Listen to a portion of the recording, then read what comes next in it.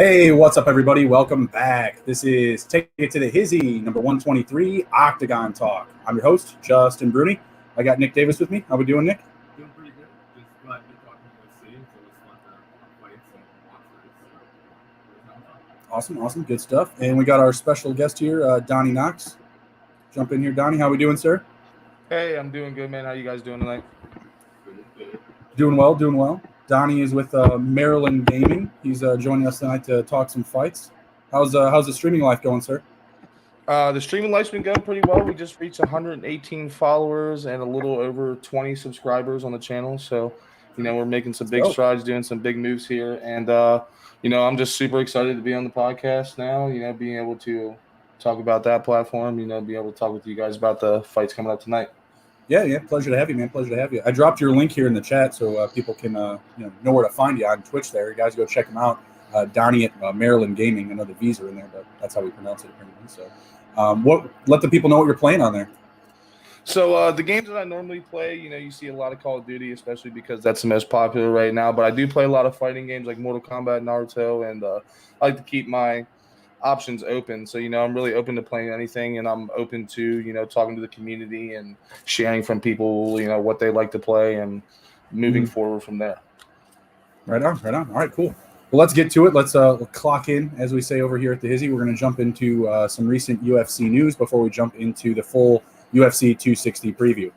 First up, we've got Dustin Poirier foregoing a title fight for Conor McGregor 3. Your guys' reactions? Going for the money. He's got to be talking about wanting to do maybe a percentage of ticket sales or something. That's the only way that I can conceivably see a fighter giving up a title fight, which is the entire reason why they fight is to be the best. But McGregor's a different kind of guy, and if you got a trilogy going with him, everybody loves those trilogies. So he's going to take the money on that one. Break out the red panties. Yeah, and like I was saying earlier, Poirier is, especially after his last fight, he's the type of guy that, he's mainstream focused. He wants that championship belt. He's always been talking about, it doesn't matter who's fighting him. He's here to fight the best and get that belt eventually at the end of the day. He wants to finish out on top. So seeing him actually turn that down shocked me a ton, but like you guys were saying, it's definitely got to be a money thing. It's 100% got to be a money thing. It's going to be a big fight, especially now that we're going to have audiences, live fights, that's huge money. Yeah. Let's get that pay-per-view money. Let's get that hot sauce money. Let's get that whiskey money. I mean, it was all love, before in the pre-fights, right? We'll tip back the hot sauce. We'll do it proper, all this and that. It was a bunch of fluff, and I wasn't a big fan of it. And the fight didn't really impress me that much either. Conor got him a couple of times, and that was about it. Couple of clean looks, and Dustin took him down. I'm going to take Dustin again in round 3. What do you guys think? Absolutely. I mean, McGregor said that he had too much of a focus on boxing. I think he got kind of full of himself in terms of his striking ability, but it's called mixed martial arts for a reason. There's a bunch of different styles, and if you're a boxer and Poirier took the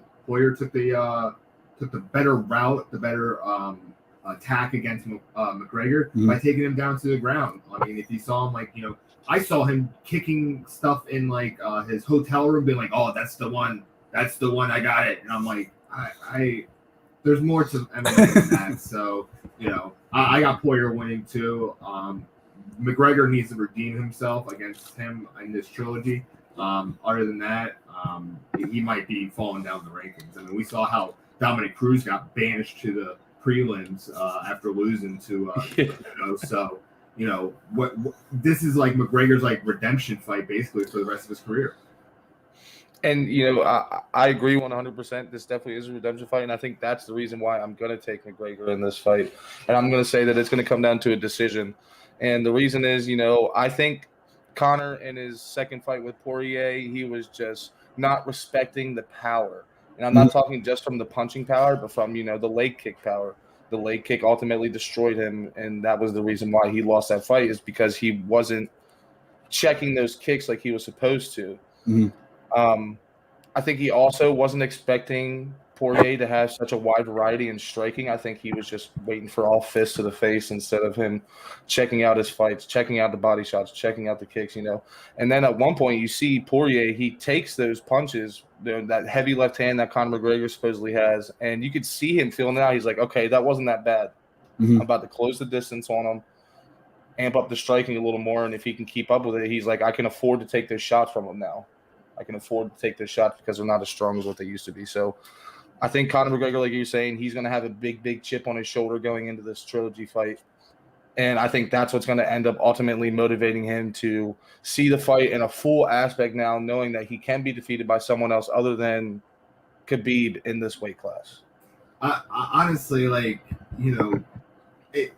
with the UFC, honestly, there's very few fighters that you can come back from like a long period of off time. Like, it's almost like you got to be in the cage every single day because, McGregor, if he was in the cage every single day like Poirier is, instead of taking off like a year and a half, basically, he probably would have still had that power. And it kind of like just took away everything. Hopefully McGregor sees what's going on. I took him last time in the last fight and he lost, so I can't take him again because this is like you got to show me more in this fight to be like, all right, now you're back at the top. I didn't think that he still looked that conditioned, McGregor. I mean, he seemed really tired early on. I see this guy on social media all the time riding his bike. I mean, bro, keep the bike at home. That's what the Peloton is for. Get to running, get that conditioning up. And I feel like that's always been a negative for him, or just a lapse on his side. Like, he always seems like he's not built for 5 rounds. So if you're saying they're going to go the distance, I'm still going to take Dustin. I don't think that Conor's going to be able to go 5 rounds with Poirier right now. And just realistically, the trends of their careers, Poirier is still on the way up. McGregor's nothing but just trying to hang on and hanging on to the rest of his career. So I think that McGregor needs a stepping stone fight, similar to the Cerrone fight, right? He needs another one of those. We'll get into the Sean O'Malley fight tonight, but I think he's got a stepping stone fight tonight, just like a nice little ease back into the rhythm of things. And I don't think Poirier is the guy to do that. I think that is, again, the way to go for selling fights, selling pay-per-views, and making a few extra bucks on some whiskey and hot sauce for both guys. So yeah, I'm going to go with Dustin in that round 3. Where their careers are at, Dustin's just way ahead right now. Nothing but upwards projections. Next up, we got Justin Gaethje. Looks like he's going to get the winner of the Charles Oliveira versus Michael Chandler fight. They are going to be fighting for the interim title, I believe. Khabib's title, is that correct? Mm-hmm. That's correct. Yeah, that he's given up. So those two are going to be fighting for the title. Gaethje will take on the winner of that. Who comes out after the 2 bouts? You guys say? I say Oliveira wins against Chandler, but then loses against Gaethje. Oliveira is just like such a technician on the ground that it's almost like it's really crazy, to be honest. But I think Gaethje can definitely handle him. Gaethje more has like a kickboxing kind of like background, but I think Gaethje can definitely handle the jiu-jitsu of Oliveira. And I don't see Chandler getting past that to get to the title. We got Donnie. Yeah. So I actually have Michael Chandler win this fight, and I don't know if it's just like a regular trend or anything, or people are just diehard UFC fans, but I also see this trend of like fighters coming out and making it to the UFC from prior fight promotions. And like getting a lot of hate, or almost like you can't keep up with these UFC guys. You can't. But Michael Chandler is, I mean, for lack of better terms, he's an animal. He's got great conditioning. He's got laser focus. He's got good fight IQ. And I think that he's well-rounded enough to handle Oliveira in a fight. I think that he's going to be the winner of this fight. I'll probably have him winning. I'm thinking 3rd round TKO or 3rd round submission for Michael Chandler. All right. Getting him out midway through. It'd be a nice little prop to relook at here when 262 comes up here. I like Chandler to win that fight as well. I think that his wrestling will be able to meet Oliveira's, and I'll take. Man, that's tough between Gaethje and Chandler. Mm-hmm. I guess I go Chandler. I mean, it just seems like they're trying to build him out as a champ right now. Just the way that he came in, that knockout was awesome. His first fight in. Gath G obviously taking the loss to Khabib. I mean, I think there's more that we want to see there. I think that makes the best fight of the mix, Gath G and Chandler. So I'll take Gath G in a decision over Chandler. I'm trying to think. Gaethje was probably the last person to give Khabib his toughest matchup in a title fight, next to the guy who replaced Conor in his fight the first time. I can't remember his last name. Aikita, I think. Yeah. And a lot of people were surprised about how Aikita was keeping up with him. But like I was saying, Gaethje now is definitely the top dog. I think he handled Khabib the best out of all his opponents. And if anyone's going to beat him, it's got to be Gaethje. Gaethje is just number one top dog. And if Michael Chandler really wants to win that fight, he's got to respect Gaethje in all aspects. Yeah, I'd honestly prefer to see Poirier versus Gaethje again. That would be where I'd be at on that, rather than the Conor great fight too. Conor and Poirier rematch. I think that would just make sense. Like Gaethje versus Poirier, Chandler versus Charles. Final four.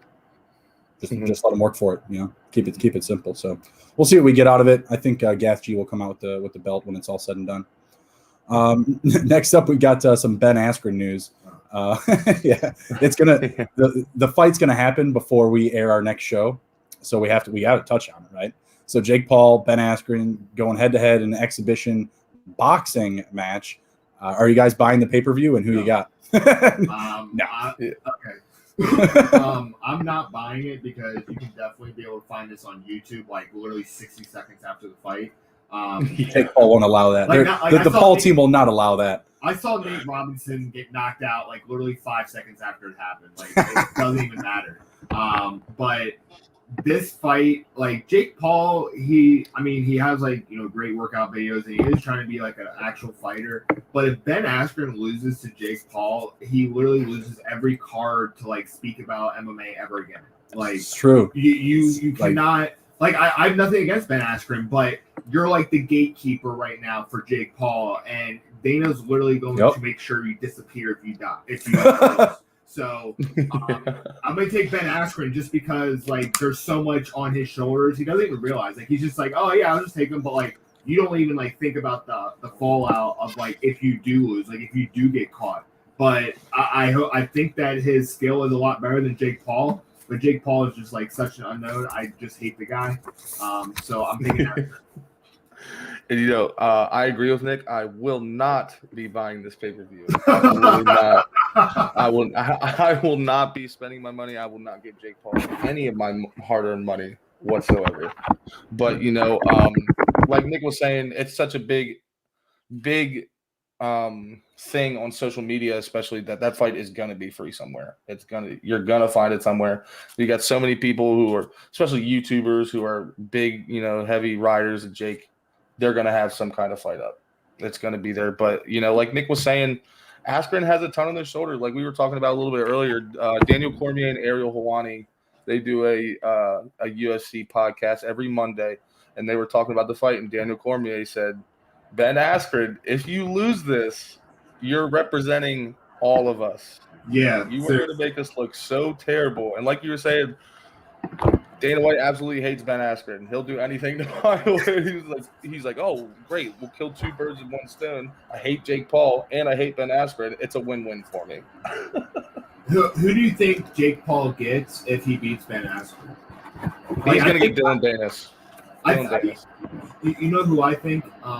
They would like probably put like Tyron Woodley in front of him, just to intimidate him, like just a straight killer, and like someone that's like kind of like on their way out, but like definitely give him a straight beating. Like I really want to see a fully beat down of Jake Paul. That's what I'm looking for. If I don't I'm sorry, what was that? If we can get that with like if he beats Ben Askren, like you got to give him like a serious fighter at this point. Like I'm not saying Ben Askren isn't, but like you got to give him someone that's like gonna kill him, and like really just like stop this whole thing, And it's funny you said Tyron Woodley because that's another guy that Dana White doesn't like. So let's just go ahead and name all of Jake Paul's opponents. Dana's to-go list. Yeah, exactly. Anyone he wants out of the UFC, we're going to try to send the fight. But I personally think that Dylan Danis is going to be his next fight. There's a lot of beef between these two guys, and Dylan Danis is actually a fantastic, well-rounded fighter, and he was Conor McGregor's jiu-jitsu coach. Wow. There's a lot of people don't understand. I think it was jiu-jitsu coach. I could be wrong. It's either jiu-jitsu or wrestling. So, it's not like this is a guy who has zero experience as well. Dylan Danis has been there talking shit. He was there with everyone else when Khabib jumped over. That's the guy that Khabib eagle kicked out of the Octagon when he fought against McGregor was Dylan Danis because he was jawing off. So if there's going to be a fight after this, it's going to be Dylan Danis. He's a good fighter. He's not under UFC's paycheck either. Right. He's an independent fighter and fights for different. He's fought on a Triller card. He's fought boxing already as well. It's a guy I think is well-rounded, and I think is going to be the next fight for Jake Paul if he wins this fight. I hope Ben Askren wins too. For the love of God, Ben Askren, please win. I think all of the internet would like to see Ben Askren win, but at the same time, this is a boxing match, and the biggest complaint or knock on Ben Askren, I'd say, other than just getting emotional and running into Masvidal's knee, is that he's kind of boring. Dana White always likes to joke around. He's like, what do you do when you get a headache and you take a nap? You take 2 Ben Asprins. So we could see some, a situation where, Askren comes out a little bit high on himself, kind of similar to the Masvidal fight, walking in, strutting the shoulders. Today is my biggest fighting payday in my life against Jake Paul. Maybe he's just shows up, takes the paycheck, doesn't really care, and, loses in a decision. I don't know. That'd be so embarrassing. Just like, I don't know, like Ben Askren, he tries to talk a lot about like MMA and like fighting, and he tries to get his, rep up, but like, he's putting everything on the line right now. Like, you better like not walk in and just like walk in like a normal UFC fighter. Like, that's all you gotta do is just have that same mentality. Like, you can't play down to your opponent because you don't really know what he is, to be honest. So it's true. It really is. Yeah, I mean, I would not take, like, if I was Ben Askren, I would not walk in being like, oh yeah, I'm just going against the YouTube stars. Like, no, I need to approach this as like a regular fight and just dominate. Like, that's the biggest thing. When you listen to him talk about it, he says like, oh yeah, I needed something to stay in shape. That's exactly like Dave Robinson. That's what I'm saying, man. Like it was like the zero, urgency, not really that intense about it. Just like, getting the biggest payday in my career, and I needed something to, keep in shape. Exactly. Work out in the garage. Nothing but be on the bike with McGregor. Yeah. The difference is that Askren just stays on the Peloton in the garage. McGregor's like, hey, the beach, I got to go for a bike ride. Hey, let's go kick the bags a little bit. Get the brake kick. And Ben Askren, he's known for being a comedian and everything like that. But just like you were saying, Nick, he's got to go into this fight, as much as you don't want to, respecting Jake Paul as a fighter. Yeah, he's got a legitimate trainer. He's on a legitimate training plan. He's got a legitimate record at 2-0. Of course, he has nothing to do but train, though, right? Like, that's literally it. Like, nothing to do but train. Seriously, too, and that's the thing. Like, Ben Askren just can't take this as a joke because Jake Paul's walking in being like, man, if I get this, I'm really going to be, an actual fighter. And, exactly. It's crazy. Didn't Dana White say he put $1 million on it? Jake Paul's like, I'll match it. It was Snoop Dogg. Snoop Dogg said, Dana, I got Paul.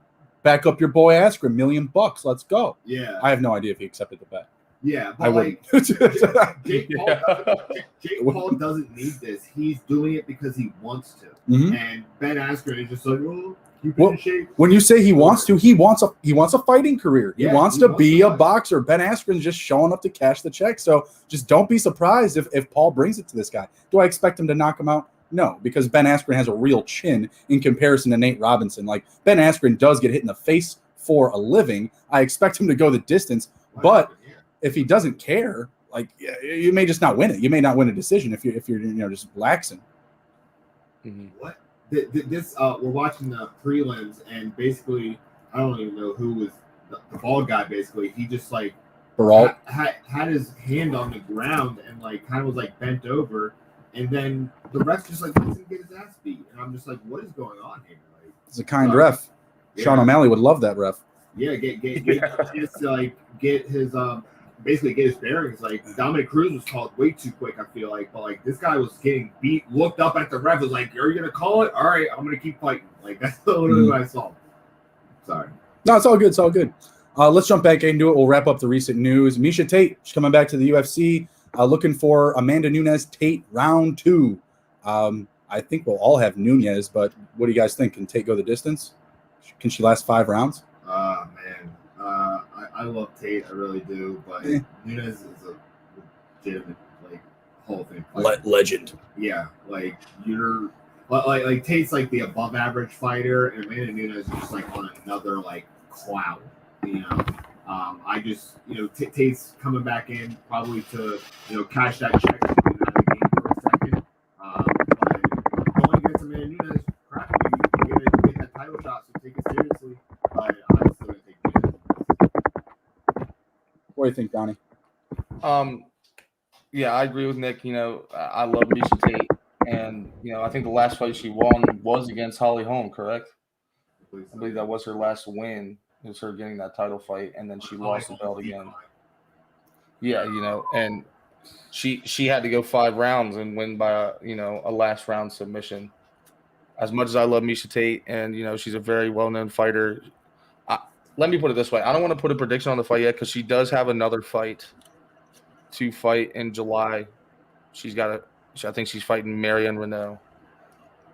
And who, Nunes or Tate? Tate. Oh, Tate. Well, yeah. She should be all right. I mean, ain't nothing she gonna show in a fight before Nunes that it's gonna be like, oh man, she's definitely gonna take it to Nunes. Like tune-up fight. Yeah, we all need one. I'm just saying a tune-up fight, but there's nothing that's gonna happen. Like I don't care if she has a 1-second knockout. That's gonna be like, oh man, oh yeah, over the top of Nunes. No way. Yeah. Like I just don't see it happening. Agreed. So, I'm not waiting. I could put money on it right now. Nunes. Oh yeah, absolutely. And I guarantee she'll be a heavy favorite. It's still over -400, -350, something heavy. I mean, she should be, but you know how they like to pull you in. Yeah. And I guess a part of me is just saying, I don't want Miesha Tate to get destroyed, and I guess that's why I'm a little hesitant to put in the bet because, like you're saying, she's a well-known fighter. She's a good fighter at that. I just don't think anyone has, just exactly what Nick's saying. No one has a chance against Amanda Nunes. Jake Paul doesn't even have a chance against Amanda Nunes. Correct. Yeah, she had mauled the fuck out of Jake Paul. That's who I want to fight, Jake Paul. Amanda Nunes, just to really stick it to him, because I guarantee you he'd really hate being beat by a woman, and Nunes would beat him like he was in jail. Yeah. Make Jake hold her pocket. Yeah, exactly. All right, let's jump into some of our Monkey Knife Fight props before we jump into the fight previews. If you guys haven't checked out monkeyknifefight.com, be sure to do so. We got a To The Hizzy promo code. They will match your deposit up to 100%, up to $50. Go ahead and check them out. You can cash in some money on leveraging your knowledge on betting props. Let's jump into it here. We'll go with the main event first. Stipe Miocic versus Francis Ngannou. They're guessing that this one's going to end early. I guess we'll jump into that theme right away here. Over under for significant strikes. Stipe 39.5 and Ngannou 19.5. That's not a lot for a 5-round fight. Cow. So they're expecting this to end quick. I'm going to go over for both because I'm saying this one is going the distance. What do you guys think? Over. They're when I posted my article about Stipe on Twitter, everybody was like, "Oh no, I can't believe you're choosing Stipe." Ngannou's gonna knock him out. I'm like, did anybody watch the last fight? That shit went to decision. It's not like I feel like Stipe negates a lot of Ngannou's power that would knock out general heavyweights. But it's Stipe, and he literally fights fire. So I'm gonna say over for both, and I'm saying it does go to distance again. I feel like Ngannou's just gonna be standing there all fight, being like, why the hell is this guy not going down? I'm throwing everything behind it, and this guy keeps coming. Exactly. Yeah, what do you think, Dom? I agree with Nick 100%. I think it's both going to go over. And, like Nick was saying, a lot of people are really – it feels like they're disrespecting the champ right now. They are. They definitely are. Makes me sick. You got to put respect on Stipe's name. He's been through everybody. And not only did he beat Francis in a decision, but a well-won decision. He had multiple takedowns. He had, he was keeping the distance well with him. He he wasn't getting backed up into the corner, and the chances that he got out quickly. He was using his speed to his advantage and his wrestling background to his advantage, and I think that's something that Stipe could do over and over again. Exactly. All right, let's move on to the next one. Vicente Luque and Tyron Woodley. Again, significant strikes. We're looking at an over-under of 55.5 for Luque and 34.5 for Woodley. This is one that I am saying also goes the distance, so I'm going to take the overs here, except for I'm not for Woodley. I'm going to say under for Woodley. Maybe he gets it close, but I'm going to say the over for Luque and the under for Woodley. 34.5 for Woodley and 55.5 for Luque. I'm going to say over for Luque. Is there like a push, or is it just no? Because you have the half. Okay, so I'm just gonna take under then. Woodley's definitely on his way out. Like he's almost like the first like easy boss in that division, and if you get past him, then you get to the next like tier basically. He's not the same fighter that he was. I mean, he was like a born killer. I remember seeing him like when Anthony Johnson was actually like a middleweight, right, before he like blew up everywhere. Those guys used to rumble, man. Like I used to love watching those guys fight. He was a mauler. He's not the fighter. He's not the same fighter anymore. So give me the under for him and over for Luque.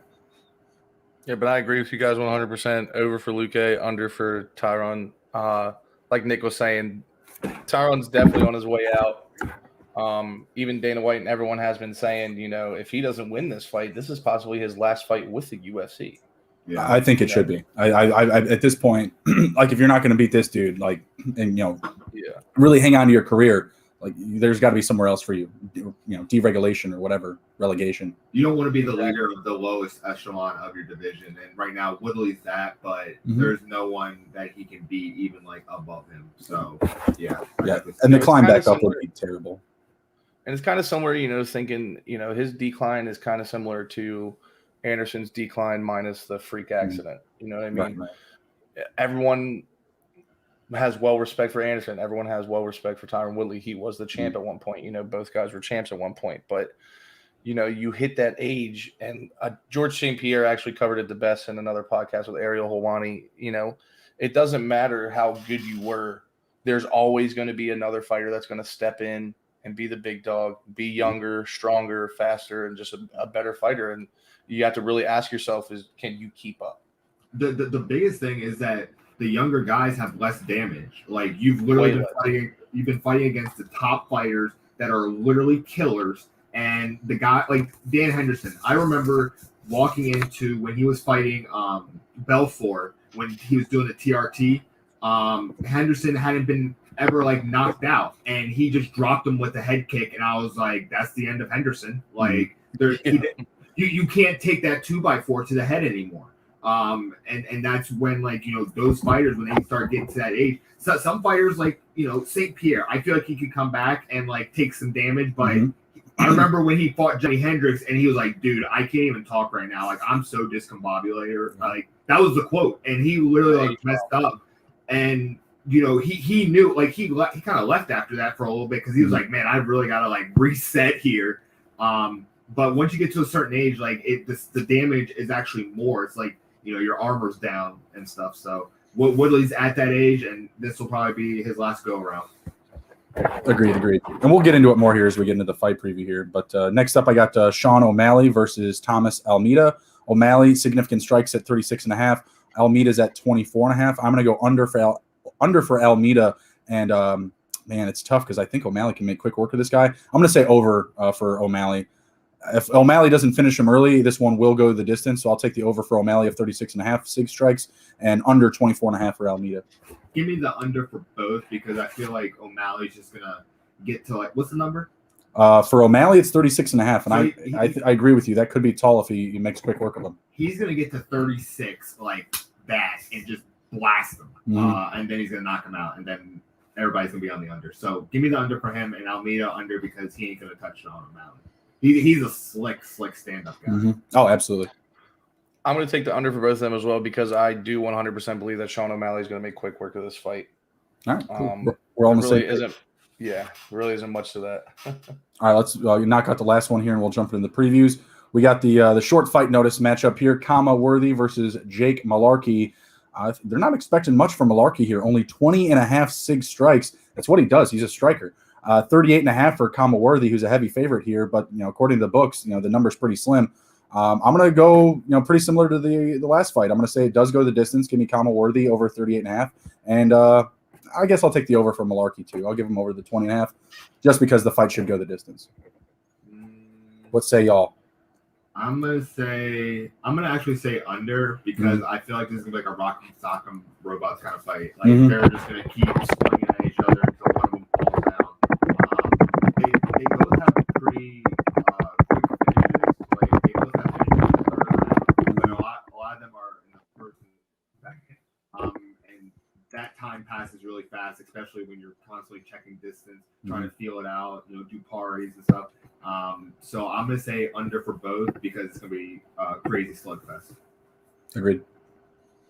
I agree with Nick completely when we're talking about a slobber knocker. This definitely is going to be like two guys meeting in the middle of the ring, toe to toe, and having at it. These are two big strikers, and you basically got two options here when you're looking at a fight like this. It's either someone's getting knocked out or it's going the distance, and both guys are going to be worn out. Well, let's just jump right into it. Oh, sorry. Go with your over-unders pick. 'Cause I was going to say it's just like the next fight that we have up to go over. So, I personally believe that this is going to be a fight that's going to go over for both of them. I think that this fight's going to go to the distance, and especially after the last fight for both of these guys, I think they're going to be playing a little bit more hesitant, even though it is going to be a heavy fight. But I 100% think that these guys are both going to go over. So it's just really a bunch. So you're going to say let's just jump into the fight. So now we'll jump into the fight. So you think it's going to be like basically like two stalkers just like going after each other during the fight? I mean, I see that Worthy had lost to Octagon in the first round by punches. I feel like he's going to be coming in being like, I got to redeem myself. Like every fighter, like after Dana said that he's cutting the roster, every fighter's got to be walking in being like, man, like I got to treat this as like a tough fight. Like you got to be trying to be exciting, because Dana's getting all these fighters out that are pretty boring, and is getting guys in that are like trying to knock them out. I see Worthy trying to come in and knock him out. Malarkey, he's lost. Is it Malarkey? Is that impressive? That's crazy. Malarkey. Yeah. But he's lost 2 straight decisions. So that's like two is a start of a streak, and then 3 is a streak. So, if you have another loss, and it's especially another decision loss, that's like a double whammy to Dana in terms of like entertainment value. So I feel like these guys are going to come in and try and knock each other out by second round. I don't know who, but someone will. Kama, I believe. What do you think, Donnie? So, looking back at Kama in his last fight record, I believe he fought 2 fights in 2020. One was won by submission. The other one was his most recent. He got KO'd by punches. Let's kind of jump into that KO really quick, because that was a really early call, and that's a kind of a similar theme with the O'Malley coming off of his recent loss as well. But Kama had that fight ended against Azatar, and it was a questionable call, like to call it that quickly. He took a couple of blows right down the middle, and they called it. That was pretty much it. I mean, it wasn't like O'Malley's where it was so close to the end of the round. It was about halfway through, but I do feel like it was a questionable call. So we were talking earlier about how he did take this fight on short notice. I think that is going to boost him up regardless if he doesn't come out with the win. Yeah, and like you were saying, it definitely was a questionable call. Definitely, in my own opinion, I do agree with you. I think it was an early call, and I think that's what's going to make Kama a little more hesitant going into this fight. If I could really map out the fight right now, we're talking first round, these guys are going to try to feel each other out, see what the tactics are. Second round, they're really going to start laying into it. And then third round, it's just continuing off that second round, who's got more energy at the end of it. And Kama Worthy, I think he's going to go into this first round and second round a little more hesitant to take shots because of the early stoppage. He's scared of what if I do take 2 punches like that again and the ref ends up calling it early when I'm completely fine? So I think that's the only reason why I was saying that he's going to be hesitant as into taking shots and giving out shots. But I think that hesitant manner that he's going to go into is going to end up ultimately separating him from getting knocked out and making smarter decisions while striking. So I definitely do have Kama still winning this. and I think it's going to be a decision because of his last fight. You can't walk into the UFC thinking that. Like that's a mindset to get you cut. Kama. Just looking at the records, I'm just saying that Kama is probably gonna win. Mhm. But he just got to walk in and just try and knock his head off. Because like I said, Dana's looking at entertainment value and also win record, and you only have one loss against like so many wins. If you start getting that stepping stone going, you can start moving up the ladder. But this is basically like a get right fight for him. I think he is going to come away with a knockout, but you cannot walk into a fight being tentative because that's either how you get hurt, knocked out, or cut. So I think the fight script for Malarkey to win would actually be to get Kama to the ground. In his last fight that he lost, what was it, Faris Ziam? He actually led in control time. He had 6 minutes of control time. He just wasn't there with the significant strikes. And ultimately, that's what the judges went to was, hey, you may have controlled the octagon, but you got hit in the face a lot more. So you lose. That was as simple as it was. So, Malarkey does want a little bit of redemption on it. He's taking the fight on short notice as well, just off of a week. So, I see both of these guys coming off of tough losses, but I think that Kama loss, that most recent one, if anything, I'm opposite Donnie. I'm saying he's going to be on the gas pedal early. I'm saying he wants to come in and be a big finisher. If you guys remember the Devontae Smith fight a couple of, 3 fights ago, Kama was like a big underdog, plus 650. Smith was minus 1,000 to win, and Kama knocked him out in the first round. And he followed that up with a guillotine choke for a win. And then, he did come off of that tough loss, which, it was questionable. It leaves you guessing, what happens if we do finish out that fight? If we finish just out, all the rounds, no KOs, no submissions. I feel like Kama could have still come out with a victory. And if that's the case, we're talking about him a little bit differently. He may not even be in this fight because his situation could just be that much better. So I feel like he is going to come in with a lot of urgency, and he's going to try to end him early. This is a fight that I do like, as a prop for either going under the 1.5 or, just in general, like a first round knockout or second round knockout. I like what you were saying there, Donnie, about kind of the feeling out process. So maybe they do get that second round knockout for Kama. Yeah, I don't see it happening in the first round for either personally. But definitely, that second round when they're done feeling each other out, taking a couple hits from each other, it's either something big's going to pop or it's going the distance. But I don't see anything else in between happening between the two. I hear you. All right, so we got Kama minus 127 on the money line. Jamie Malarkey plus 107. The book's got it really even. I just do not see it that way. I see Worthy even on short notice as minus 200, minus 300 edge in this fight. Over under is at 1.5 rounds. Over is at minus 185. They're saying it goes the distance, plus 155 to the under. Any value there, Nick? I'm gonna take the under to not go the distance. We already went over multiple times how they're going to be coming in pocket soccer, so I'm taking the over on that. All right, right on. Let's move on to the next fight. We got Jillian Robertson going up against Miranda Maverick. Robertson coming in as the dog, plus 148 on the money line. Maverick, minus 173 on the money line. Over under is at 2.5 rounds, minus 180 to go to the distance, and plus 150 to hit under 2.5 rounds. Just to give my quick take, I'm on Maverick here early. This Robertson chick, she loves to fight. She fought 5 times last year alone. Maverick just looks like the better fighter, in my opinion. What are you guys thinking here? Who do you like? I'm going to take Miranda Maverick. The one thing that I'm kind of, a little interested to see how it works out is how Robertson has been doing grappling bouts in between her regular fights, and how that actually will play into fighting Miranda. She has won 2 fights with basically 3 fights. Actually, almost every stoppage has been a submission.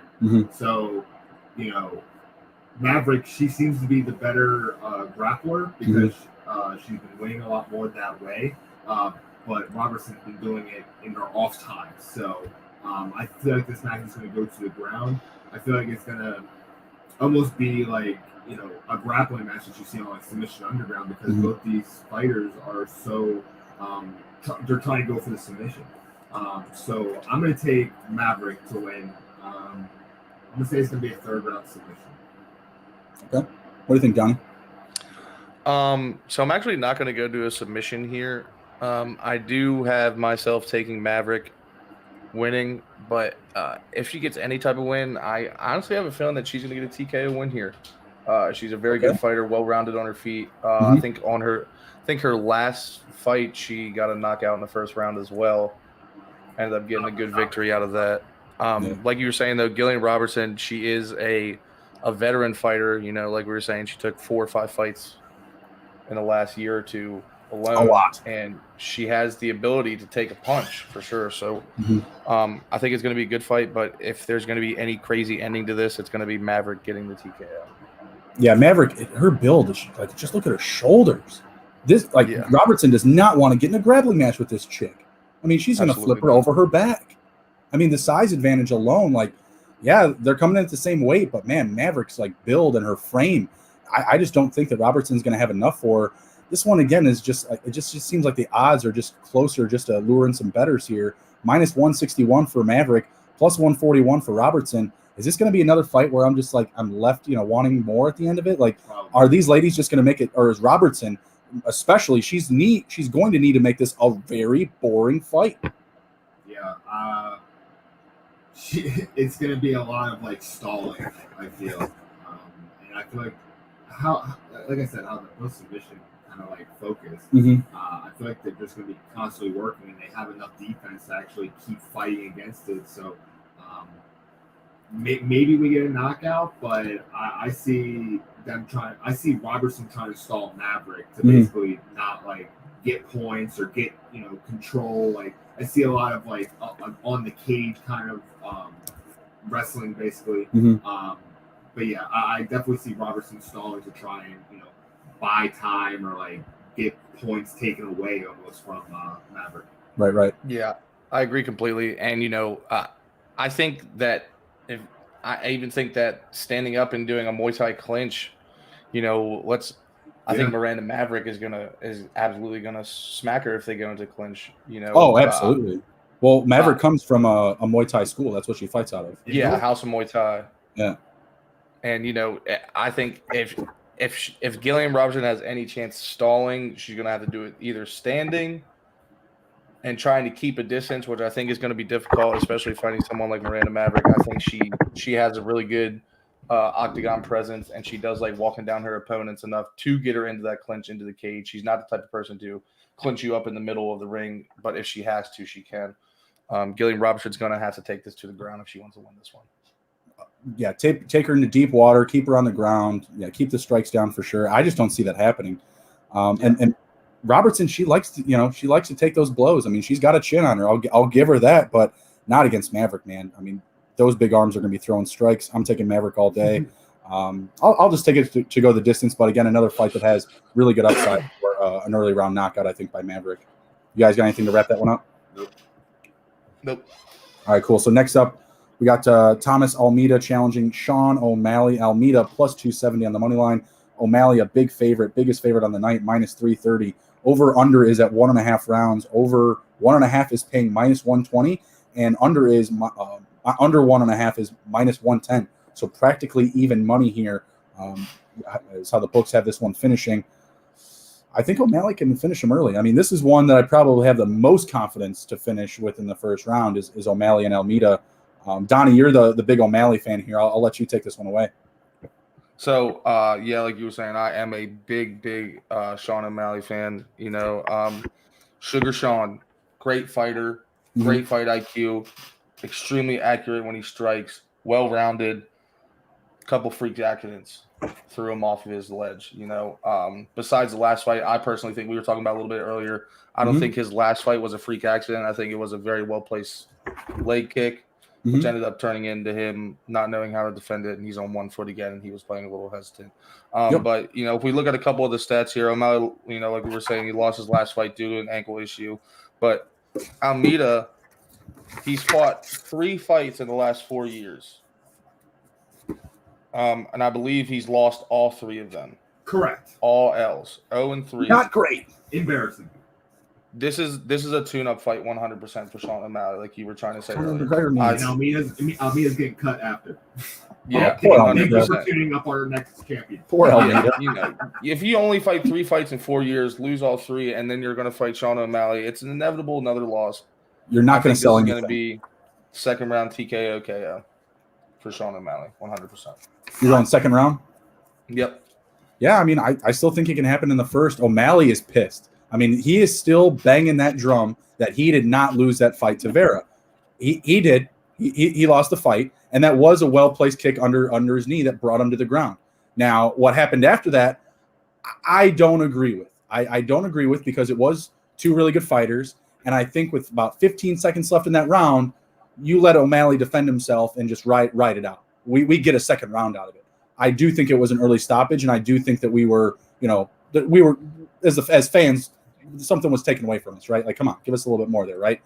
But at the same time, O'Malley, did hurt his knee, right? Like, he may not have been the same had he been allowed to start the second round and get up, right? So we don't really know what we get out of that fight. Maybe he still does lose it, but that I do appreciate the attitude coming in, like, hey, I'm still undefeated, kind of really high on himself still. I appreciate that, especially when he knows that he's going up against a stepping stone. Like, he has said as much. He wants to end the fight early because he wants to be relevant in the bantamweight class. And just winning this fight by decision will not be enough for him, and it will not put him back into the position that he at least where he thought he was trending to, right? Before that loss. So I think he really wants to right the ship. I do look for him to end this one early. Give me, I'm talking first 30 seconds. Sean O'Malley, I'm talking leg kick. Right to that. Let's go. Okay. Well, I got Sean O'Malley winning. I think he's just going to dice up Almeida. Almeida is sayonara, see ya. I can already say that. And Sean O'Malley, it's kind of crazy how the fighters have been taking their past. Before, when I was growing up, the champions had undefeated records, and it usually took a guy to come and unthrone them. Think about Anderson Silva. That was a freak accident, but he got unseated, and then the PEDs and Chris Weidman. Huh? Chris Weidman. Chris Weidman beat him. That was the end of the run, right? Yeah, and then he had that injury. But now these guys are it's almost like they get sky high in marketability, and then they lose, and it's almost like a stock. To be completely honest, they go really high, and then there's a little reduction. They get banished to the middle of the division, and then they have to work their way up, and it kind of creates a crazy story for these fighters. I'm taking Sean O'Malley. I saw him on the Contender Series, and it was incredible to watch how confident he was in his stand-up game. It was almost like he believed that fight was underneath of him, and instead of playing to the level of his opponent, he was like, "I'm going to show you how I'm going to do this." And I walked away very impressed. It sucks that he has that loss, but I think he's going to be a great player in the bantamweight, like how Faber was, how Cruz was. Cruz still is, I believe. He just got banished after that loss, but he's definitely going to be. Sean O'Malley's definitely going to be a player in the bantamweight for years to come. This is definitely a stepping stone. And Almeida, this will be his last fight in the UFC. Yep. And, looking back at Sean O'Malley, like I was saying before, I just don't think that anyone he's fighting, especially tonight, just has a good enough defense to stop his striking IQ. His last KO fight when he fought against Eddie Wineland, he absolutely picked this guy apart within the first 2 minutes of the first round. Yeah. He's so accurate. He's so smart. I think this isn't an issue for Sean O'Malley tonight at all. Like the skill level that Dominic Cruz has dodging strikes, I feel like Sean O'Malley has that same skill level with striking, and it's almost it's like they're almost opposites in that way. But I just see the same kind of silky movement from those two. A tall Max Holloway. Yeah. But right. Sean O'Malley, man, he's so exciting, and I love how he colors his hair differently and stuff. It's just he brings high entertainment value just being him, and that's awesome. And his fight style is you can easily fall in love with it if you love fighting. What's his entrance music, Donnie? Does he come out to Tekashi 6ix9ine? I have no idea. I think they were talking about that for his last fight. Seems like he should be like Buddha or something like that.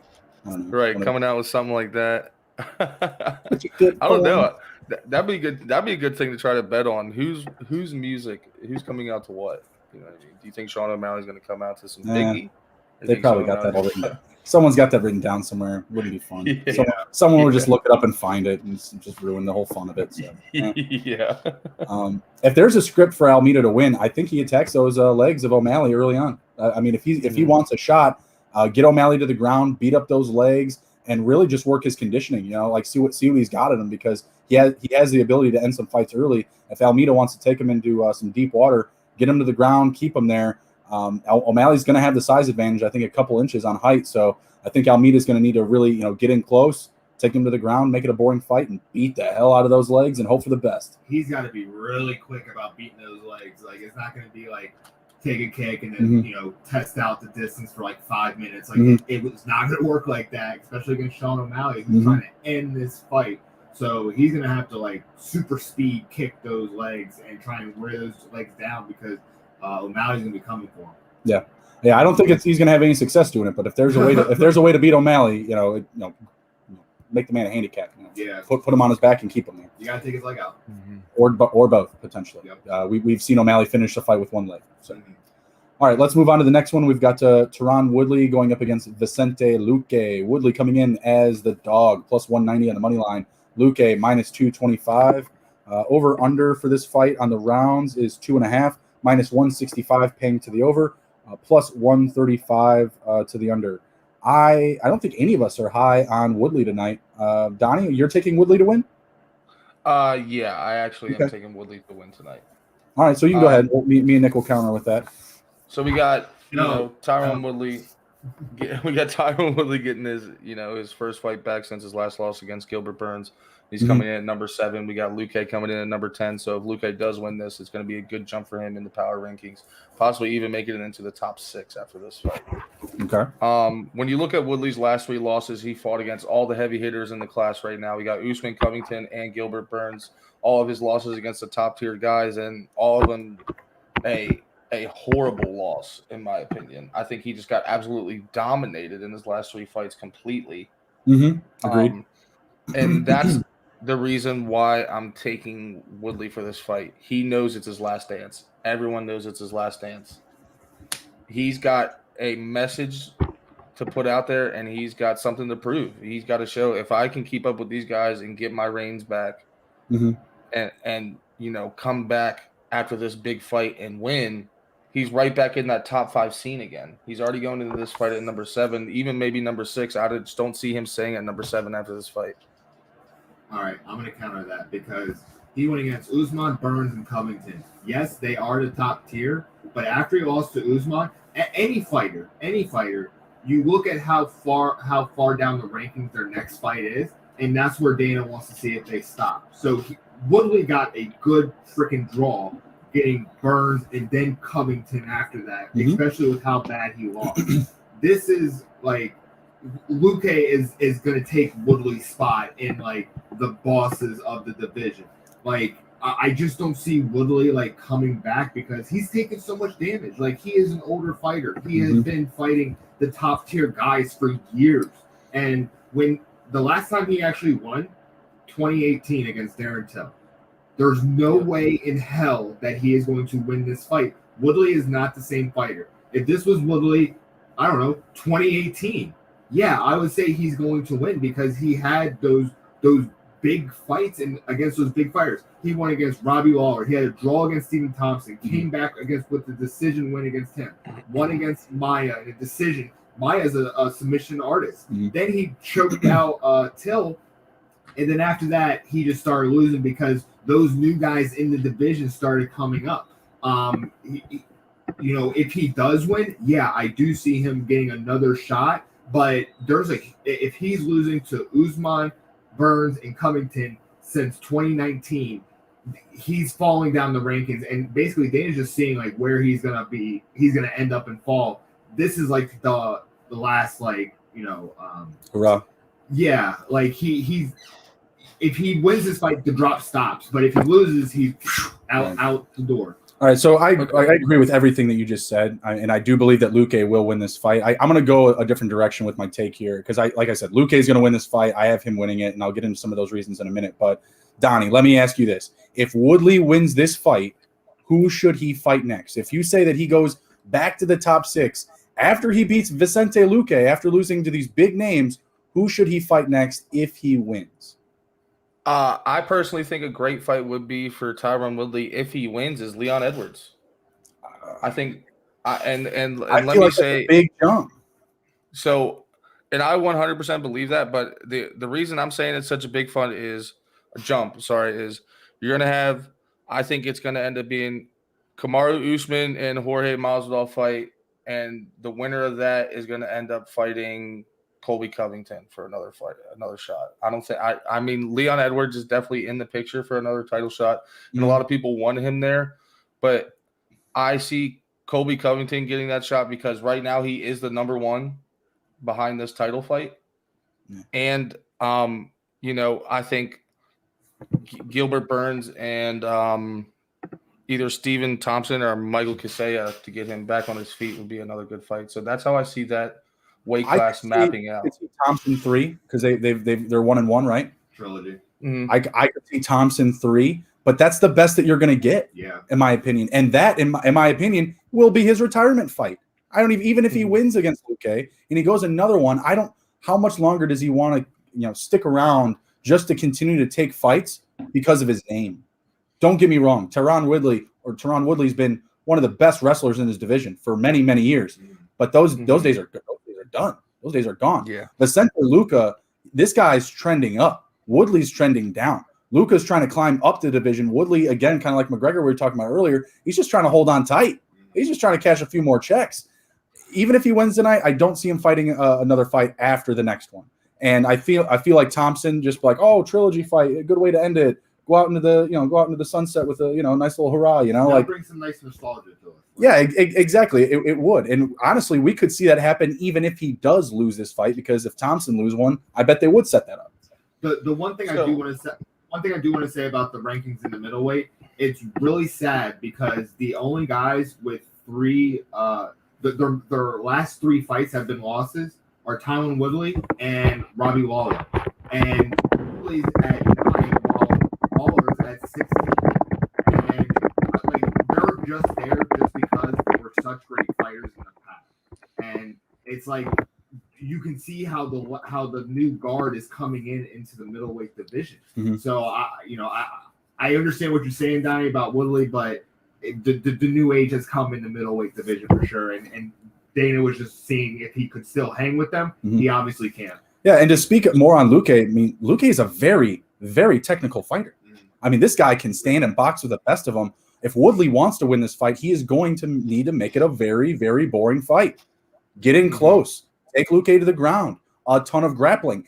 And Donnie, I like the upside for that to happen. Don't get me wrong. I believe Woodley does want to hang on here, right? I mean, that's why he's taking the fight. Honestly, yeah. Like, I do believe he has the advantage, on the ground with his wrestling. It's much better than Luque's, but I feel that Luque is such a high tempo, high octane fighter. You try to get anywhere close. If you try to get him in the clinch, no, he's going to push and pop you. He's kind of similar to how DC got Stiope, just got into the clinch, got a nice little dirty boxing knock in there. I think that's how Luque is going to end this one. And I think he does have upside to knock him out, maybe in the mid round, maybe in round 2, but I think Luque wins in a decision. I think that he takes him in, into the 3rd round, just outworks him. And that's what I've seen in every single Woodley fight. The last 3 fights is just constantly getting outworked by his opponent. And Woodley, right? Like, he doesn't have that urgency. He doesn't almost look like he wants to be there. I mean, don't get me wrong. When if Gilbert Burns did that to my face, I wouldn't want to be there either.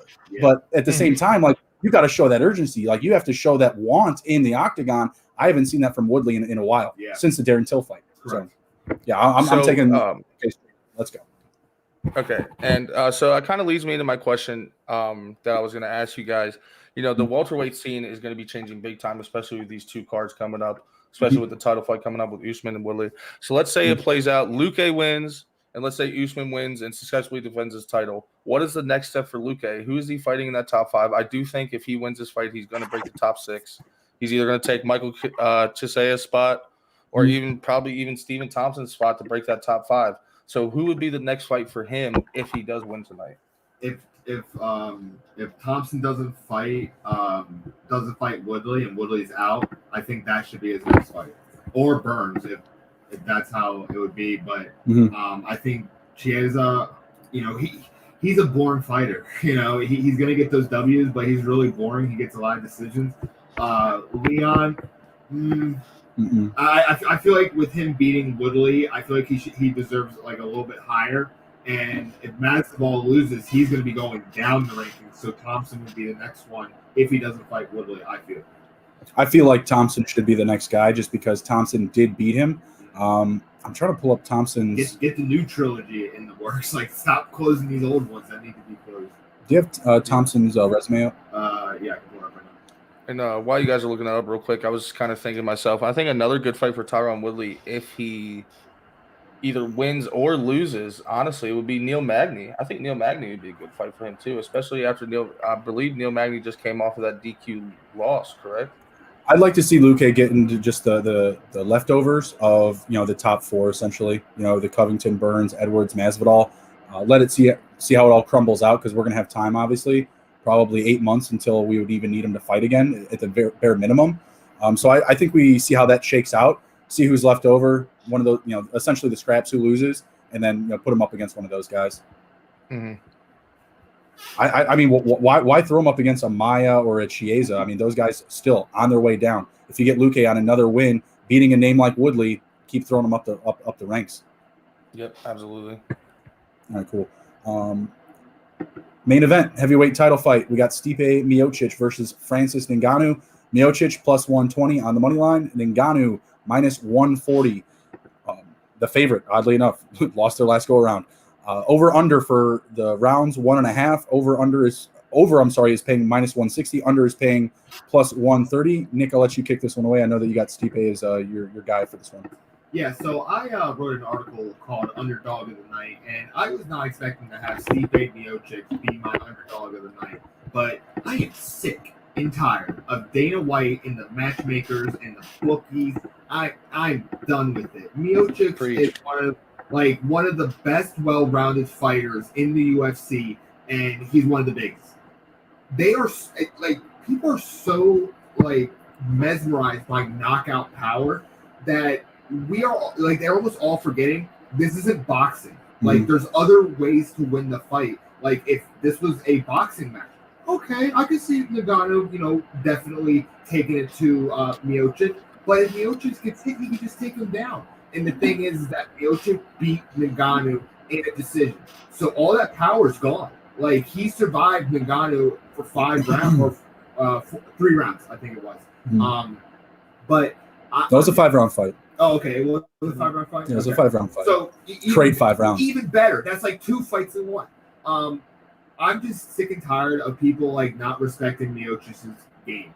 Everybody the one thing that I saw from Ngannou that made me really disappointed because I saw him just absolutely dominate Overeem. And I was like, whoa, this guy's crazy, strong. Oh, yeah. Overeem was kind of a respected fighter, but definitely on his way out. But I walked away impressed. But then he lost to Derek Lewis. And I was just wasn't that kind of almost a stepping stone fight? Derek Lewis is high in the rankings, but it's almost there's a big cliff between champion 1 and then where Derek Lewis is. If Tyron Woodley got a name for all that wrestling that he did, Lewis got a name for saying that his balls were hot. Yeah. Okay, that guy. Yeah. That guy. Oh, that's even worse. Okay. My balls are hot, Joe Rogan. Yeah. So, when he lost, I remember seeing, I didn't see that fight, but I remember seeing the result come across my phone with Bleacher Report, and I was like, are you serious right now? Ngannou lost like that? And he lost his last fight, right? He didn't, Ngannou? No, he's coming off a win. Okay, so I apologize, but knockout. It's just that Miocic has been defending his championship belt. He's been putting out fires in his off time. He's saving lives. He's a different kind of fighter than Ngannou. Ngannou is going to be the next generation for sure, but Miocic is going to stop that upward climb one more time. And then Ngannou's going to have to make another run. And that's when I think he's going to have his basically his superstardom come to fruition. But Miocic is going to stop him tonight.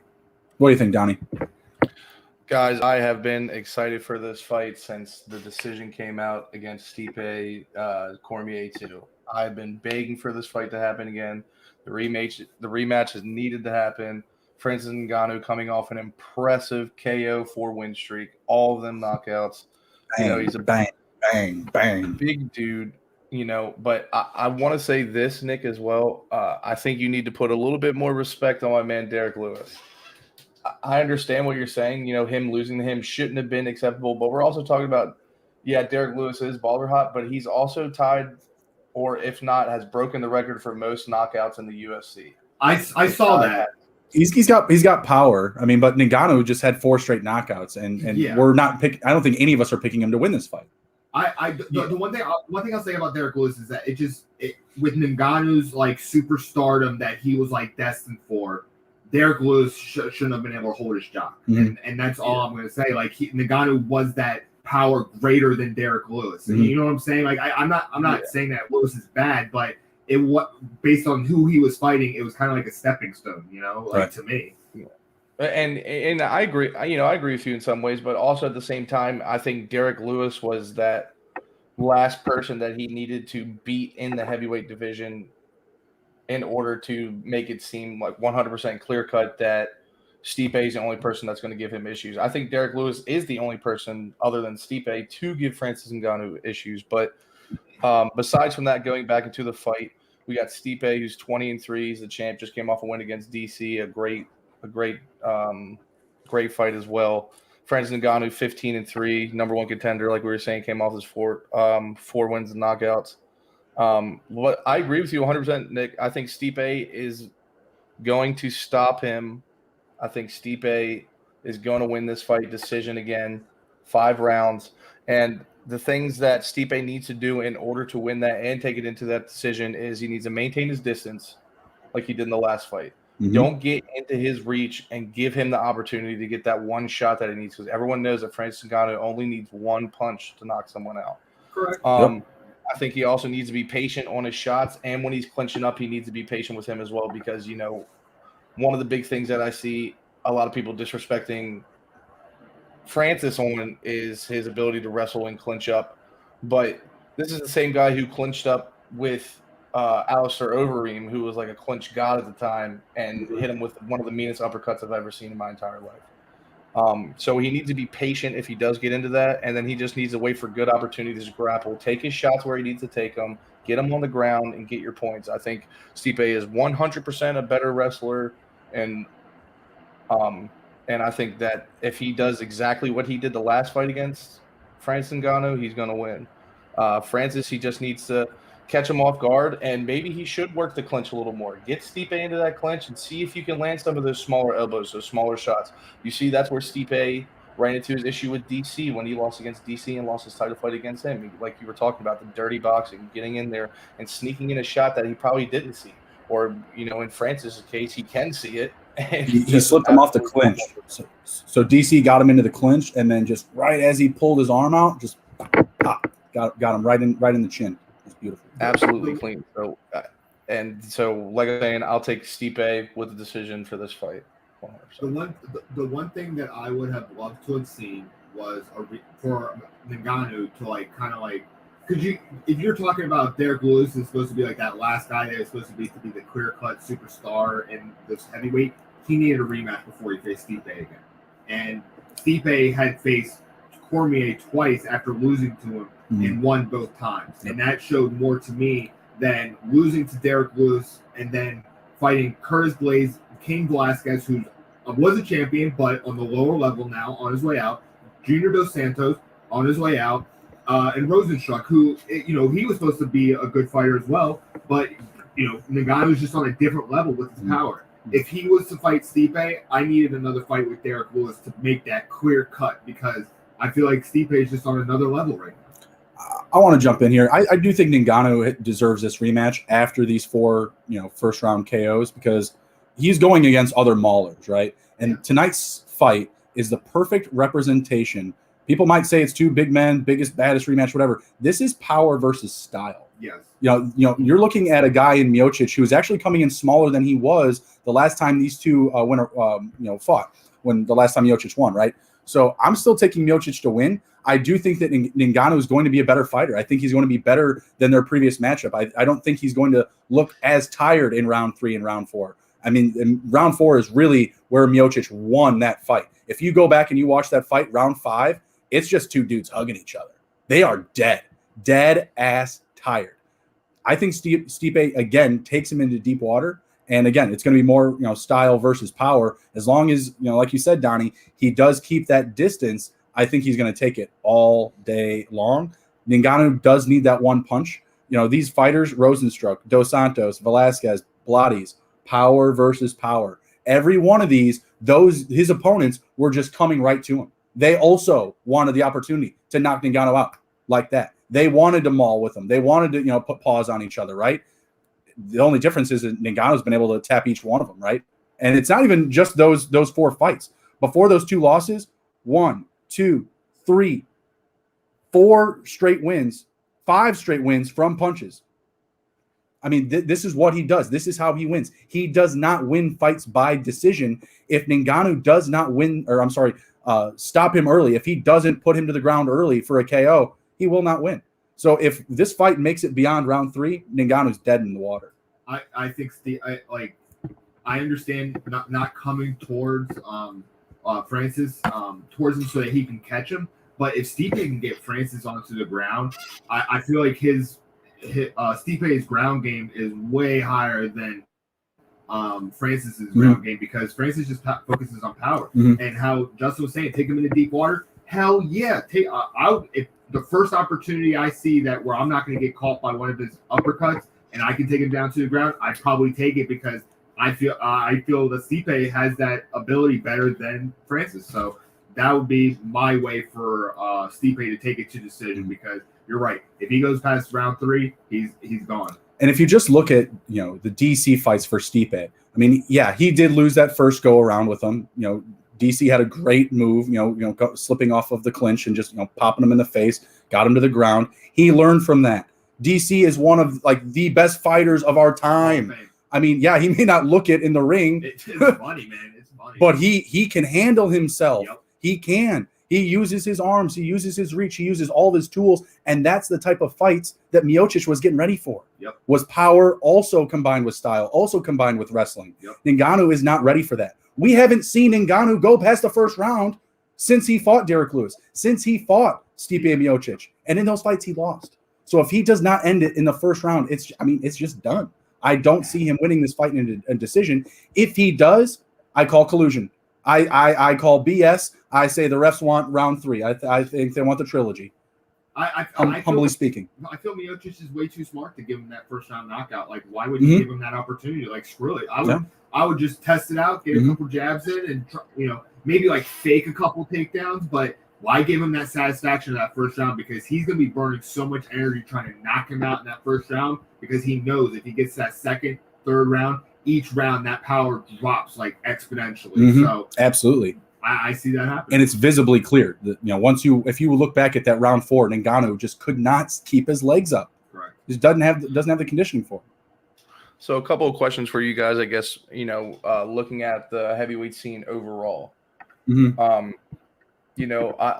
I said, I've been giving Derek Lewis a lot of praise here. So let's say Stipe successfully defends this title. You also have to understand that Derek Lewis is also on a four fight win streak. He's, like I was saying, he's got 20 wins by knockout. He's over 50% when it comes to striking, and he's thrown over 1,000 significant strikes.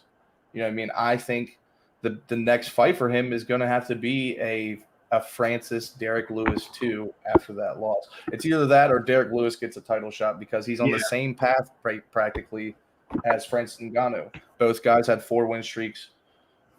Both making their track. I don't think it sells, to be honest with you. I think Stipe might just be like, "Hey, I'm the best. See you later.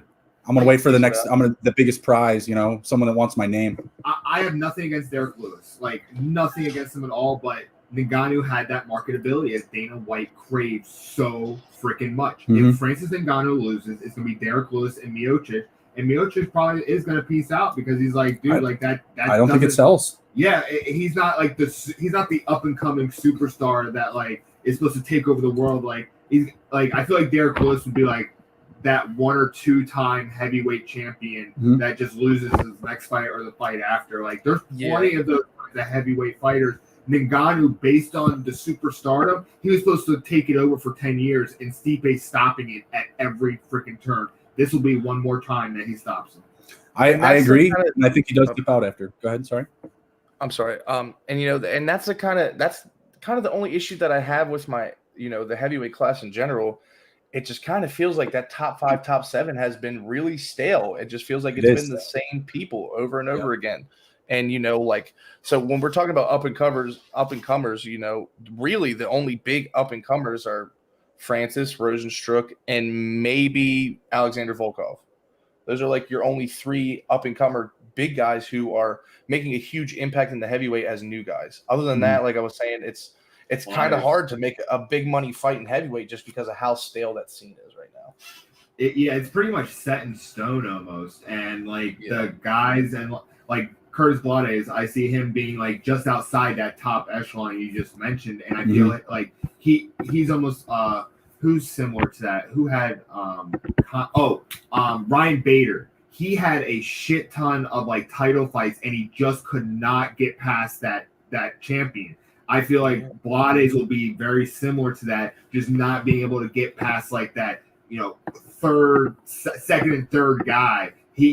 I feel like he's never going to get another not get a championship shot because there are just that many guys ahead of him, you know. So I mean, Blades got finished in one round with Ngannou. 20 seconds. I mean, could we run that back? Well, I mean, and also his last loss was to Derek Lewis, 2nd round TKO. Obviously, you can't run that back. So, I mean, you got a little bit more time in between the Ngannou and Blades fight. So you give Lewis, you know, another, you know, whatever knock-around fight. You know, I don't even know who to give him. I guess I just give Lewis the winner of Ngannou and Blades. And then that fight is the interim title fight because Stipe is going to be gone. Stipe is just going to, you know, right off into the sunset and wait for a super fight. Maybe let all those guys fight it out, you know, and then come back and take the title from him.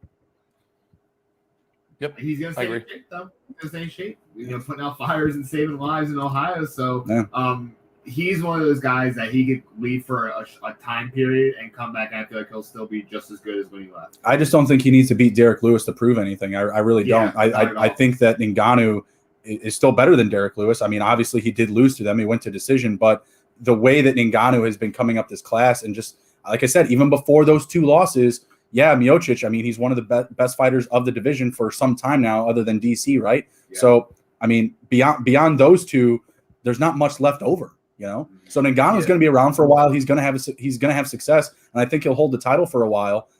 I just don't know how it's all going to shake out, you know, because of that loss to Lewis and how they're going to have to re-relegate, you know, those matchups. What about Cyril Gane? He has 1, 2, 3, 4, 5, 6, 7 wins dating back to 2018. He's right underneath Blades in the rankings. I mean, give him to Lewis. Give him Lewis. Or actually, he could be Ngannou's losing fight. There you go. Yeah, and if he beats Ngannou, which you know we might happen, might not, but that would be a great way to see where Ngannou is in the rankings, and also see if Gane can continue his winning streak against the top echelon. I'm with it. Yeah, I think Gane just won against Rosenstruck, and what some people were calling a questionable decision as well, you know. So it's almost like I would love to see Rosenstruck and Gane run it back at some point just because of that fight, because I actually watched it as well, and I do believe it was a little bit questionable, but you know, I think he could run it back with any of those KOs, right? Like, yeah, 100%. Well, I mean, Gane didn't. He won. They won in decision. So, you know, I think that would be another good fight because, like we were saying, like that's the newest guys in the scene right now. They're the only guys who aren't making it stale at the moment. So it's. I agree with you guys. I think the scene, if it weren't so stale right now, and those other guys could stand a chance with Francis Ngannou, then maybe we're talking about another fight. Oh, I'm sorry, I'm kind of bringing this up late. I agree with you guys when we were saying that Stipe doesn't have anything to prove against Derek Lewis, 100%. But it's an inevitable fight, and the only reason that I'm saying that is because it's the same. If Derek Lewis was as marketable as Ngannou, he would have had this fight too. But he's on a 4-win streak. You're basically going to say he deserves it at this point. Well, the reason I don't agree with that is because if Stipe loses this fight, which there's still a very good chance he could do, absolutely, he's not fighting Derek Lewis to come back up. He's just going to get the trilogy with Ngannou, and then that will be it. Yeah, you know what I mean? Like Derek Lewis is there. He's a great fighter, but at the end of the day, we're still trying to sell pay-per-views, and the name values carry. Hence why Tyron Woodley is still sticking around. The same main card. Yeah, the same thing is going to happen with Miocic. If he loses this fight, no big deal. Yep. NBD, nothing to it, right? We're just going to run it back again. Round 3, that's it. No harm, no foul. If anything, Dana's going to love it more. He's going to make more money because that third, that trilogy will sell more pay-per-views than Lewis and Miocic. You know what Dana needs to do to brighten up this class? He needs to have looking for a fight, the contender and tough. They need to have 1 year where it's all heavyweights. That's what they need to do because there hasn't been many heavyweight competition. I mean, I think during the contender there was a couple, but the tough, they haven't had a heavyweight for a couple years now. And they need more younger talent. And I think the contender series is actually getting those guys that are exciting, like Sean O'Malley. That's where he came from, and then he was on The Ultimate Fighter. They should start looking for heavyweights and just start sending them through the grinder and see who pops out. The cream will always rise to the top, and I think that they need to start searching for some serious heavyweights if they want this class because heavyweights sell, man. I remember the heavyweight fights when I was younger. I mean, Brock Lesnar. When he was there, it was the biggest sell. Bring him back. I didn't think he was a good fighter. He was just so freaking powerful. Just bring him back. It was, you could bring him back, but they need to freshen up this class somehow. And, all the other classes, I love the bantamweight. I love the welterweight. I love the middleweight. I even love light heavyweight. John Bones Jones is there, but they need to really focus on marketing the heavyweight class if Ngannou loses and Miocic retires or steps away for some time. I agree. Yep, all right, so you want to jump over to the fighting props before we close it out with the outro here? Yep. You got those? Yeah, I can pull them up. All right, cool. All right, let's do some Miranda Maverick and Galen Roberts. So the favorite for method plus round is Miranda Maverick by points at plus 130. Makes sense. Gillian Robertson is the next one at plus 375. So they're saying it's going to go decision. Nope. Then after that, it's plus 700 for Gillian for Robertson round 1 submission, plus 1200 for round 2 submission, and then Miranda Maverick round 1 KO is 1200, and then round 2 is plus 1400. So anything sound appealing? The Miranda Maverick round 1 TKO. Okay. Give it to me. Plus 1200? Yeah, plus 1200. Make $1 holler. Let's go. Well, 5, but yeah. What are you feeling, Donnie, on that? I mean, I agree with you guys and what you guys are saying. All right. Let me see. So I'm going to go to another one. So Kama Worthy and Malarkey goes the distance, yes or no? So yes, plus 130. No, minus 160. There's some value for the no. Give me the no. Yeah. Give it to me. All right. Yeah.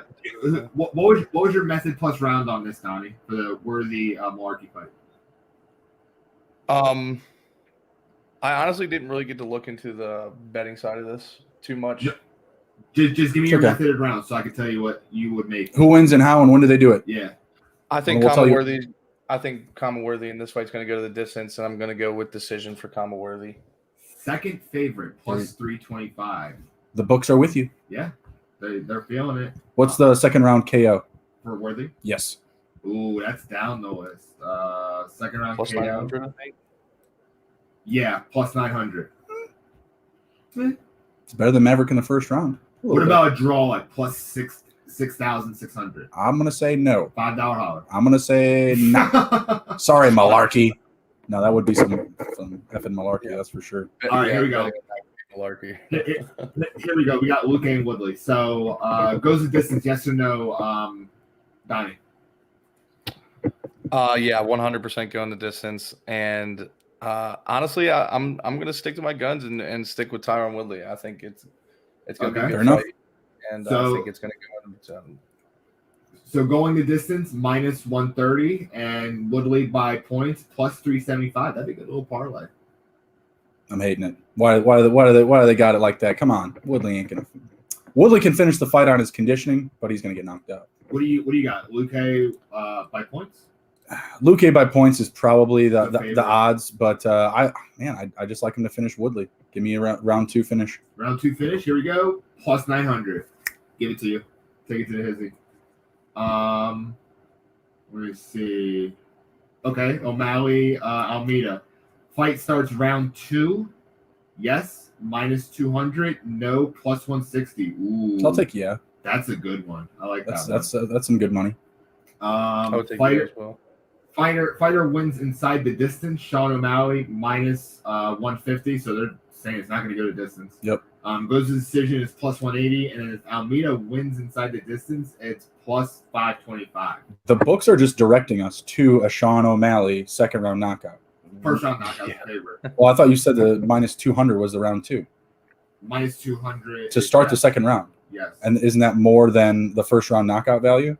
What's the first round knockout value? Plus Yeah, 185. right. So yeah, they're saying it should go to the second round, but it doesn't finish the fight. Okay. So they're telling us, hey guys, look, Sean O'Malley, second round. Just follow the odds, follow the money. Yeah. All right. Let's see. Find the new fight. I hate when they have it all the way down. All right. So total rounds under 2.5, over 2.5. So under is minus 175. Over is plus 145. Give me the over. That's O'Malley for No, this is Ngannou's Miocic. Oh, give me the over. Yeah, give me the over on that. Distance. Over 3.5 rounds plus 200. Ooh, that sounds good. I like that too. Over 4.5 rounds plus 275. Man, if I was doing this fight, like betting it, I would just do a parlay of the second round, third round, and fourth round. I mean, if you guys are going to take bets on the unders of 3.5s or 2.5s, just pick Ngannou to win. You don't want to get cut off by like the half round or something like that by 10 seconds or 30 seconds or something like that. If you're that confident that the fight's not going the distance, bet Ngannou. That's it. Just straight up, you're going to get better value, safer value, in my opinion. All right. So fight starts round 2. Yes or no? Sí, bueno. What do you say, Donnie? Yeah, absolutely. So minus 200. Fight starts round 3. Sí, bueno. Goes the distance. Oh, there you go. Plus 115. I'll take that. I'll take that. Starts round 4. Yes. Right now. Plus 180. Starts round 5. Plus 240. Wow. The round 5 is tough because if you look back at that last fight, I mean, realistically, Miocic could have finished him in the 4th round. Obviously, we can't just say like, oh, that fight's going to mirror this one exactly. But if Miocic is doing everything he's supposed to do, then the fight should go the distance because at the end of the day, it's going to still be really effing tough to knock out Ngannou. I mean, the dude is thick. I mean, it's going to be hard to break that chin. Miocic can do it, but I still don't find it likely. So if it goes the distance, yes, plus 300. That's awesome. Let's go. That's great value. Yeah. I mean, we already saw it. I mean, and like we said before with those 2 losses that Ngannou took, they both went the 5 rounds. This is funny. The method plus round top, the favorite is Ngannou round 1 knockout plus 200. Second favorite, Miocic by points. That's crazy. It's gonna be a fight, knockout in the first round, or Miocic is winning by points. And that's exactly what we've been saying for about an hour and 20 or hour and 30 minutes here. Like, that's exactly what we've been saying. If Ngannou wins, it's going to be in the first round. If this fight goes past the first round, Ngannou loses. Like, that's all we've been saying, and just banging the drum. Let's go. Fire it up. There you go. So that's pretty much it. All right, cool. So let's hit the outro then. We'll touch on the Usman and the Masvidal fight coming up for UFC 261. Going to be a very fun card. Who do you guys got out of the gate here? We're getting Usman, Masvidal round 2, but we get a full camp for both parties. Usman still. Usman is very well-rounded. It doesn't matter if he's on the ground. It doesn't matter if he's standing up. He's going to take their game and make it his game. Masvidal He's a huge talker. He's in the same class as Colby Covington to me. Ooh, ouch. They both like the same person. They're friends. Who, Trump? Yeah. Oh, come on now. I mean, I'm the farthest from a Trump supporter, but I mean, Masvidal, man's just trying to make a quick buck. No, that's Florida politics for you. They're both characters. Like they're headline grabbers. That's what they are. But Usman is a fighter. Yeah. Usman is going to be possibly a Hall of Fame fighter. Mm-hmm. I've been very impressed with his run. He's kind of boring in a sense, but the guys that he's fighting, they do the talking for him. So it doesn't really matter. His fights are always going to sell because Dana's just going to put the talking head of that division in front of him, and Usman's just going to destroy him. Yeah. What do you think, Donnie? I agree completely. I think Usman is just such a dominant fighter, especially for this weight class right now. I really don't think he has much competition in this next fight coming up. I think Masvidal, like you said. So sorry, we were looking at Conor McGregor like doing this little dance on the broadcast. Like, what the hell, dude? Like that's why we were like laughing, not your analysis. But go ahead, sorry. I was like, dang, it was a rough crowd, man. Rough crowd tonight. It was a proper 12 promo. It was too funny. Yeah. Oh god, he's probably standing there screaming with a fucking leprechaun. That's what they should have did. Put a fucking green hat on his fucking head. Jesus Christ. He literally was like the size of a leprechaun. Yeah. But anyway, go ahead, Don. But like I was saying, Usman is just such a dominant weight for him. I mean, everyone that he's fought, including Tyron Woodley, to when he first got his belt, to every defense he's had, it's just hasn't even been close. It hasn't even been. I don't think there's been any fight that's been remotely close. And when you're looking at that weight class and you're looking at Kamaru Usman and who he has to fight and what he's already gone through, I just think that this is another case of a division being dominated by one person. Yeah, I've just been really. Oh, God. I have Usman winning it. 100%. Yeah, I agree. I think Usman should win it, but I think it's going to be a better fight. Usman, he rope-a-doped Masvidal for 5 rounds. Masvidal didn't win a single round.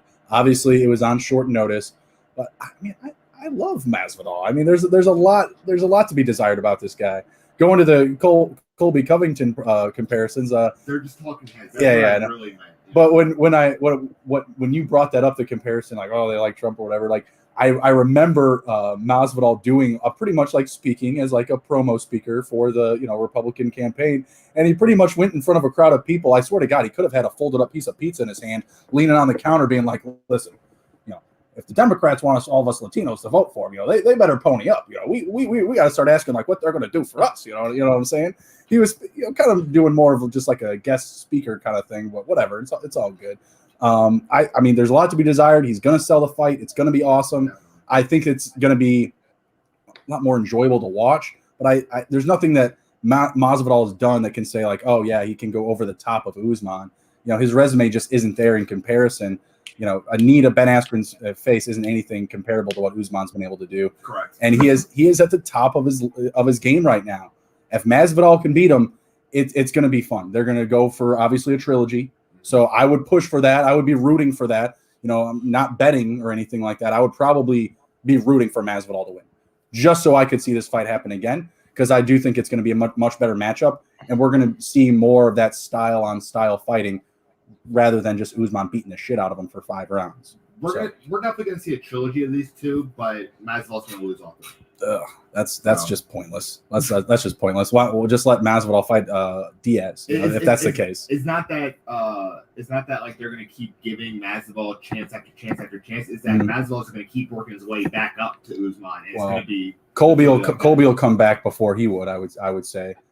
Colby would get another shot before he would. Of course. Yeah, I mean, hey, Usman just shutting up Trumpers or whatever, MAGAs. I'm all with that. It's gonna be like a Demetrius Johnson situation. Like it's almost gonna be like, all right, Dave's gonna be like, all right, man, you might have to vacate this and just like go elsewhere because you just keep dominating. We need new guys. Like sure. So I don't know. Got anything, Don? No, I just like we just been talking about. I don't see, like you're saying. I like Masvidal, great promoter. Yeah, fun fighter. Like there's a lot that's endearing about him, as far as just like the appeal. You know, the whole Askren build up leading up to that fight. I hate this guy. I want to kill this guy, and then he did. Anyone that keeps a promise, you got to root for, right? I mean, come on. I mean, for God's sake, let's think about it. This guy made up his own title and won his own title that he made. Exactly. I mean, that's awesome, right? Like, that's just fun, and I think we want to see more of that in the MMA and in UFC, because it it's pretty serious sometimes. It's just like so cutting just dry Killers. Just like similar like the McGregor and Poirier fight. Like, just like, where's the build up here? Like, where's the animosity? Like, quit hugging each other. They gotta hate each other. Yeah, you guys are about to punch each other in the face for 5 rounds. You want to be best friends before? Exactly. And that's why we like sellers. That's why we like promoters like the McGregors. I mean, would have loved McGregor to keep promoting himself rather than his liquor. So. And I love boxing. Don't get me wrong. I think that's the one main issue with boxing is just like, if they have more marketable heads for boxing, it'd be a lot more popular than what it is now. I mean, I love boxing. Don't get me wrong. It's the traditionalist version of the MMA and fighting in general. It's just what goes back the farthest and is like the biggest favorite. It's kind of like being a college football fan and rooting for Notre Dame. Sorry, Justin. I feel you. What I want to see all the way is legit kickboxing. I want to see like kickboxing come to the forefront and compete with boxing on the same level, because I think it could. I mean, if you think about all the big UFC guys who did kickboxing, Israel Adesanya was a huge pro-am kickboxer before he came into UFC and stuff like that. Another guy, Alistair Overeem. We're talking this guy before he came into the UFC was a kickboxing legend, knocking people out, notorious for his elbows and knees. He was just an absolute animal. Kickboxing should definitely be more on the forefront of competitive sports, especially when it comes to the entertainment side of things. Absolutely. I'm with it. All right. You guys got anything to close out the rest of the show here? This is good stuff. Nope. Had a lot of fun, man. Donnie, you should definitely join us again. That was great talking. I had a lot of fun with this, and this is a great episode. I loved it. Yeah, we really appreciate you. Have you by, man. Got to have you back sometime. Everybody got to go check out Donnie. He's about to get on it. About to go get his scalps. Go take off. Get some heads. Get some kills. Damn right. But I appreciate you guys for having me on here. Like I've been saying, I'm a big time fan of the Take It to the Hizzy podcast. I've been a fan since day one. So actually being on here is a little surreal to me, and it's a great way for us to both share each other's platforms like we do all the time. So like Justin was saying, I am going to be streaming tonight for anyone who is into video games and stuff like that. I'm going to start up here around 9:30, 9:45, give myself a little bit of break, cool down from the podcast, get in the gaming mode.